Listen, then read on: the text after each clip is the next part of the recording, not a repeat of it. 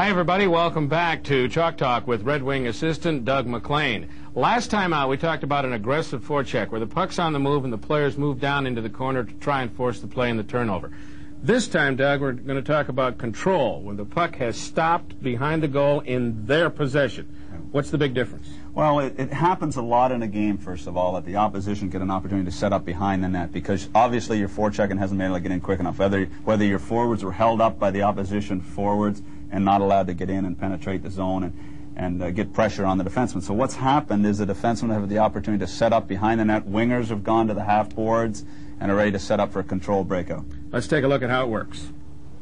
Okay, the way we'll set up against this controlled breakout is that they have the defenseman behind the net with possession. We'll start off, Sergei Fedorov, our centerman, will slide in front of the net, a little higher to make sure he's got an angle on the defenseman behind the net. Then we'll have Brent Fedek will slide in. Maybe we'll move him a little higher. He can play low, but the tops of the circle is a good spot.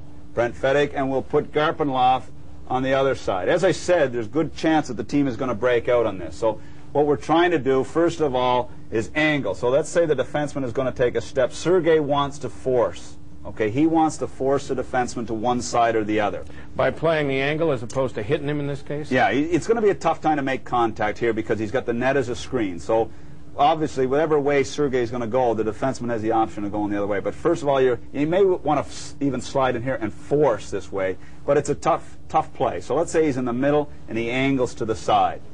What we're going to do with the wingers in a lot of cases may pull out on a control breakout. They may break out, or the center may switch with the wingers. What we're going to do here, if the pass is coming, we're going to have our forwards back off. Sergei, as I said, is putting pressure. We're going to have Fedek back off. Then what we're going to do is try a trap in this area right here. So we've got our defenseman. Pass is going to be made. He doesn't have an opportunity to move close. He's going to back off. As the forward starts to come, we're going to try and trap in this area here. Tough play.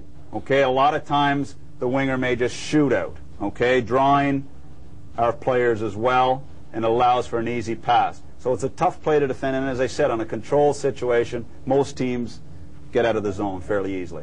Is it a situation in which you want to prevent the breakout from going up the middle, because you might be most vulnerable there, and hope for the turnover up here as opposed to anywhere down in this zone? Well, I think we want to turnover anywhere in this area. We don't want it going up the middle if it's at all possible. Now, a control breakout in a lot of situations, a team can get out the middle. If this defenseman reads, he may want to make a quick pass to his defense partner and 2-on-1 Fedorov. So what he may do is make the pass here. Sergei has got to put pressure, and it opens the center right up the middle for an easy breakout. So we have to make sure we prevent against that as well. Our defense have to read as well and close in a little bit to make sure to take away the pass up the middle. If it's made up the middle, it's our defense responsibility. Tricky execution. It's a tough play to defend against a controlled breakout, and most teams are excellent at it.